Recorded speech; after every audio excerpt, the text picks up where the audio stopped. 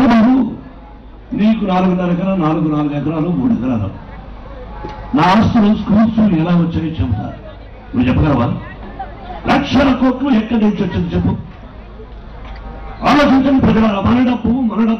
మన డబ్బుతో గెలిచాడు ఆ నికృష్టపు మానవుడు చంద్రబాబు.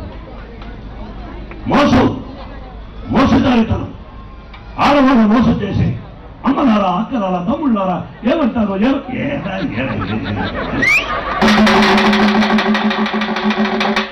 కేసీఆర్ చూస్తే జగన్ నాకు ఉత్సపడుతుంది ఏం చెప్పాడు.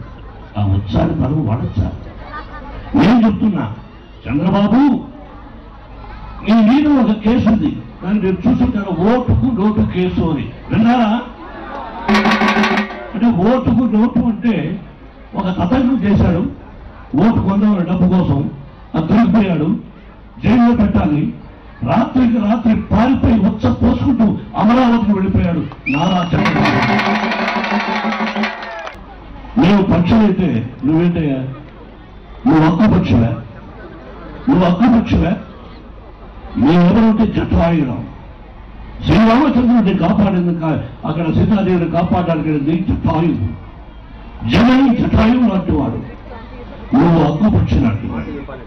ఆ రోజు ఎప్పుడో ఎన్టీ రామారావు గారికి వచ్చి అన్నయ్య గెలుస్తాడని చెప్పారు. ఈ రోజు నుండి ఒకే ఒక పార్టీకి వచ్చారు. 18 సంవత్సరాల తర్వాత వైఎస్ జగన్ వైఎస్ఆర్సీపీ వచ్చారు. గెలిచాడు. 130 సీట్లతో గెలుస్తాడు. ప్రజలకు మంచి చేస్తాడు. యువత భవిష్యత్తు అద్భుతంగా ఉంటుంది, బంగారు భవిష్యత్తుగా ఉంటుంది. అందుకని 10 సంవత్సరాలు ఉండి నడిచి కష్టసుఖాలు తెలుసుకున్నాడు. కాబట్టి ఇది గ్రేట్ మ్యాన్.